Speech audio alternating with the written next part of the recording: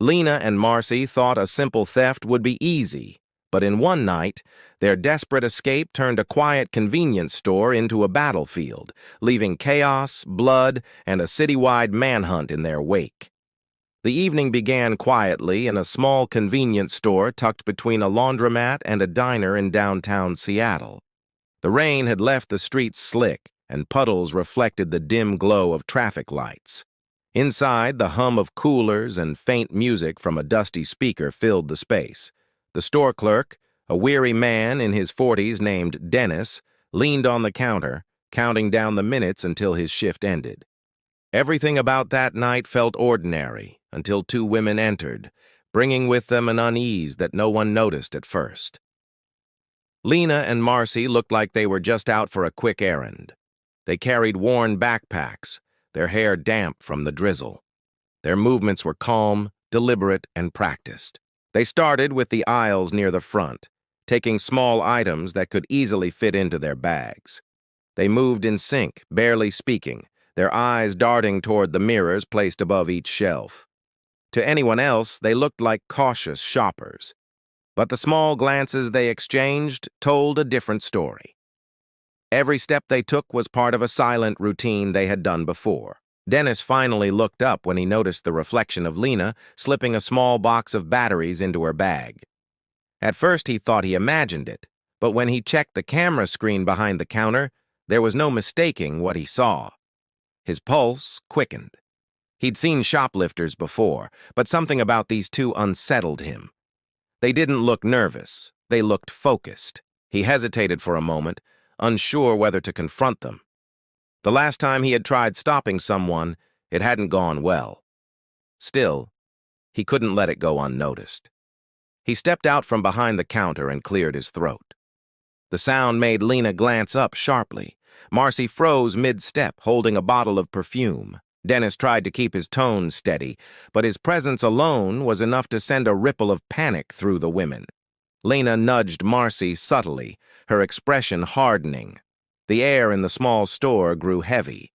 When Dennis reached for his phone, everything fell apart. Marcy's hand trembled, and the bottle slipped from her grip, shattering against the floor. The sharp crack echoed through the aisles. Lena reacted instantly, pushing past Dennis, sending a rack of chips crashing down.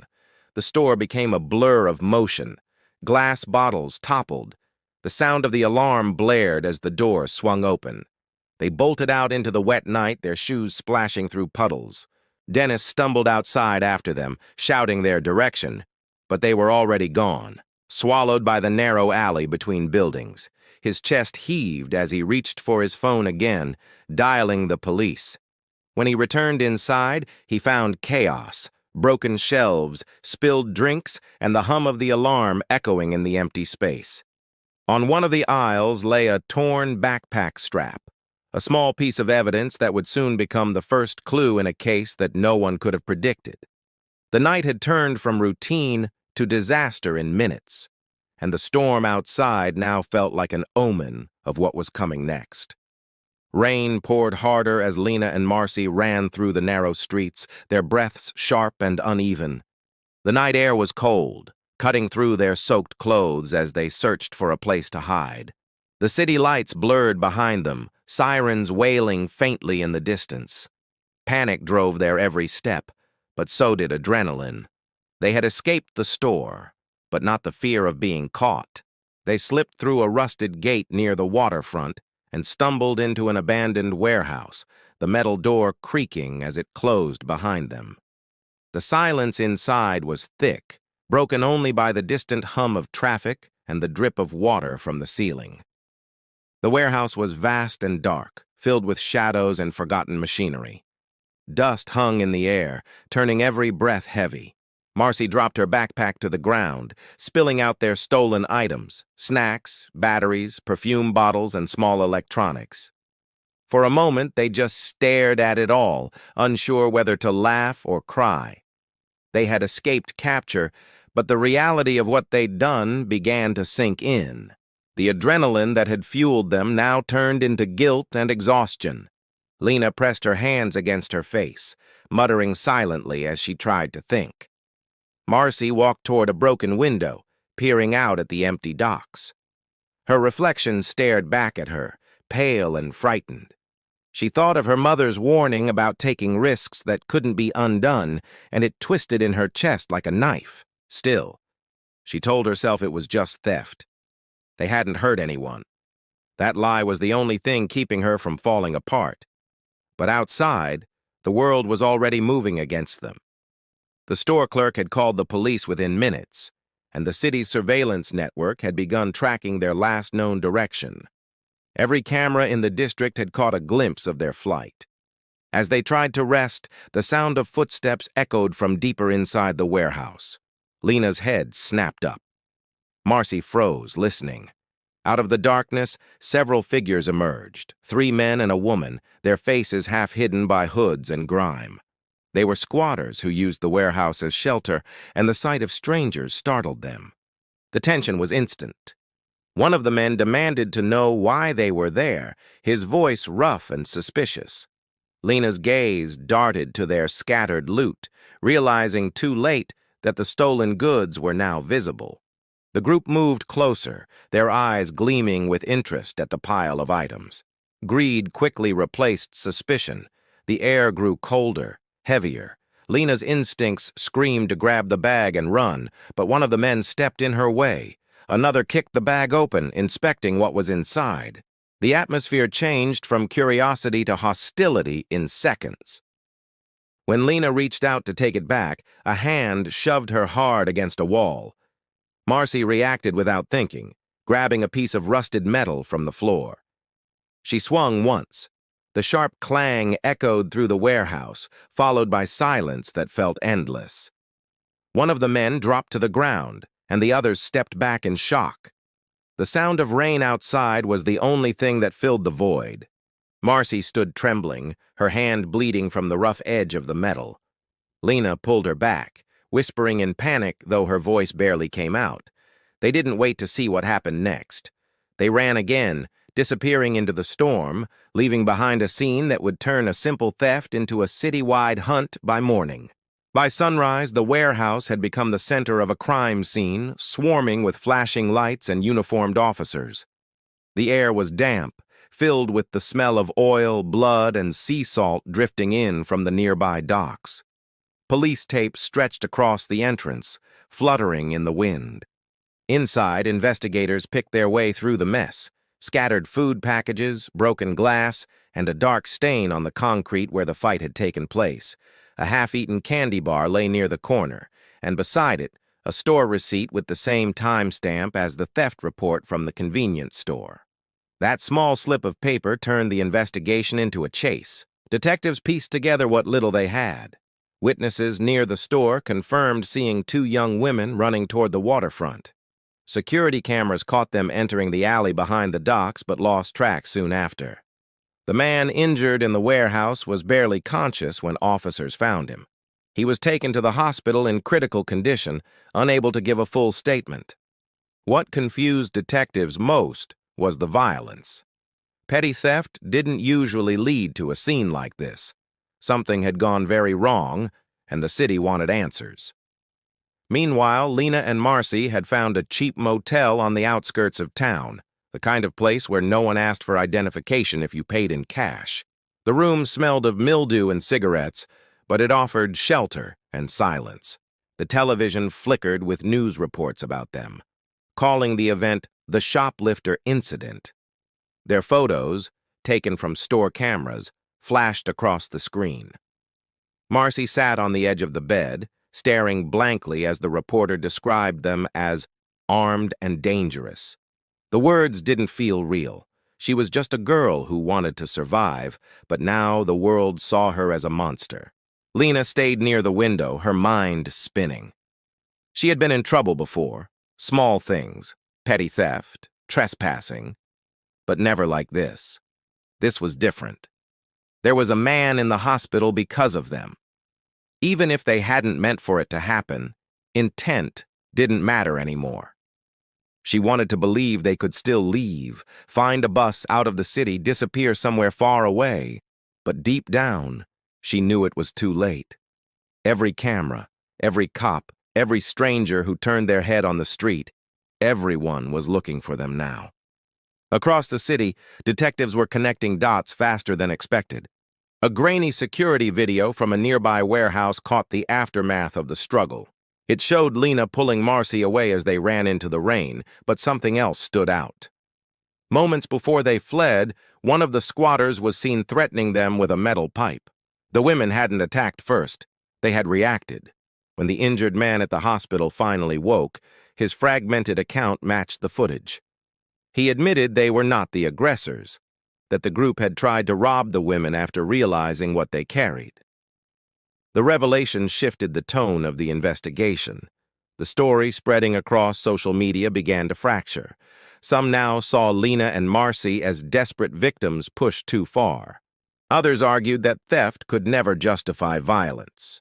The truth was tangled in perspective, and no one seemed to agree who the real criminals were. For the detectives, it no longer mattered who started the fight.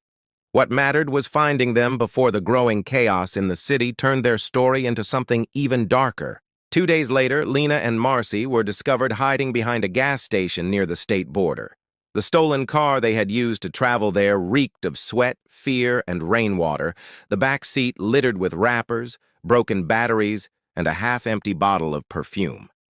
The women had barely slept, surviving on small sips of water and a handful of stolen snacks. Their eyes were sunken and wary, constantly scanning for any sign of law enforcement. They had moved through alleyways, side streets, and abandoned lots, avoiding main roads, knowing cameras could be everywhere. Each step had been calculated, yet exhaustion had slowed them, making them vulnerable. The arrest came suddenly. Officers approached from both sides, their guns drawn, but the women did not resist. The tension that had kept them alert for 2 days evaporated, replaced by numbness. They were handcuffed and read their rights, the sound of the metal cuffs clicking echoing louder than the rain on the asphalt. In the back of the patrol car, they sat in silence, neither speaking, both lost in the whirlwind of events that had led them here. Their minds raced through every decision they had made, the theft, the dash through the streets, the warehouse fight, and the realization that nothing would ever be the same.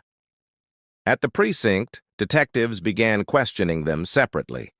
Marcy broke down quickly, recounting the events in a trembling voice, describing the fear of being surrounded in the warehouse and how they had only tried to defend themselves. Lena remained quiet, her hands folded on the table, her eyes cold but haunted. Investigators slowly learned about their circumstances. Both women had lost their jobs months earlier, were living in temporary shelters, and had no support network. Their theft had not been premeditated rebellion. It had been desperation compounded by fear. Every stolen item had been a step toward survival, not malicious intent. The man from the warehouse, still recovering in the hospital, provided further clarity. He confirmed that the squatters had initiated the confrontation, and Lena and Marcy had acted in self-defense. Yet despite this revelation, the damage was already extensive. The store clerk remained shaken, the warehouse property had been destroyed, and the city buzzed with conflicting reports. Media outlets sensationalized the story, portraying the women alternately as dangerous criminals and sympathetic victims. Social media exploded with debates, conspiracy theories, and moral judgment. The case became a lightning rod for public outrage, and the women's identities were broadcast far beyond the city's limits. Investigators also discovered that the squatters had vanished before police could reach them. Evidence suggested they were involved in a string of robberies across the waterfront district. Lena and Marcy had unknowingly walked into a web of criminal activity far larger than themselves. They were not masterminds, but pawns caught in a dangerous game. Still, public opinion ignored the nuance. For many, the narrative had already been set. 2 women, caught in the act, had caused chaos. Behind the scenes, detectives continued piecing together the truth, analyzing footage and tracking leads to understand how a simple theft had escalated into a violent confrontation that gripped the city's attention. The women were trapped not only by law enforcement, but by the story that had grown faster than they ever could have imagined. Months passed before Lena and Marcy's trial began, and in that time, the city never forgot the story. Courtroom seats were filled with journalists, flashing cameras, and spectators who followed every update online. The air inside was tense, heavy with the weight of public curiosity. The women entered the courtroom quietly, their faces pale, eyes downcast. The trial was more than a legal proceeding. It had become a spectacle, a test of how society judged desperation, violence, and survival. Evidence piled up on the prosecution's side, the stolen items, the security footage from the convenience store, and the injuries sustained by the man in the warehouse. The defense, however, had the crucial recordings from the nearby building that captured the warehouse confrontation. These tapes showed clearly that the squatters had initiated the attack and that Lena and Marcy had only defended themselves. It was a small but decisive piece of proof, contradicting the narrative that had dominated the headlines for weeks. As the defense presented it, murmurs ran through the courtroom and cameras captured every stunned reaction. Witnesses testified, some describing the chaos in the warehouse, others speaking of the women's flight from the store. Every statement layered onto the story, blurring the line between villain and victim. Marcy, still fragile from the ordeal, sat in the back, listening to accounts that made her stomach twist. Lena remained stoic, but even she felt the pressure. Their lives had been dismantled by a single night, and the trial was a reminder that nothing could undo the consequences of their choices. The public discussion was polarized, some sympathetic to their plight, others furious at the reckless decisions that had led to injury and destruction. The jury deliberated for hours. Outside the courtroom, the city buzzed with speculation. News anchors debated the women's motives, while social media lit up with hashtags calling for justice or forgiveness. When the verdict finally came, it was a mixture of relief and reality. Both women were found guilty of theft, but not assault. Their sentences were reduced, acknowledging that the warehouse injuries had not been their fault. They would serve time, but the court recognized the complexity of the situation, the desperation, fear, and survival instinct that had driven them to act. When they were finally released, Lena and Marcy walked out into a world that had moved on, but not without scars. The store where it all began had closed, its windows dusty and blank, a silent witness to the night that changed everything. The warehouse remained abandoned, a symbol of chaos and unintended consequences. For the women, freedom did not feel like a return to normalcy. Memories of fear running through rain-soaked streets, the metallic clang of the pipe, and the shock of blood on concrete lingered. Every step outside reminded them of how fragile safety could be and how quickly desperation could turn a simple act into a nightmare. Though the city resumed its rhythm, the story of Lena and Marcy remained etched in memory. They had survived, but survival had come at a cost. Lessons were written not on paper, but in the weight they carried every day. Chaos had erupted the moment they fought back, and even after the world moved on, its echo lingered. The lines between crime, self-preservation, and misfortune blurred in ways no one could fully untangle. Their story was not one of villains or heroes, but of ordinary people pushed into extraordinary circumstances, a reminder that one night of choices could reshape lives forever.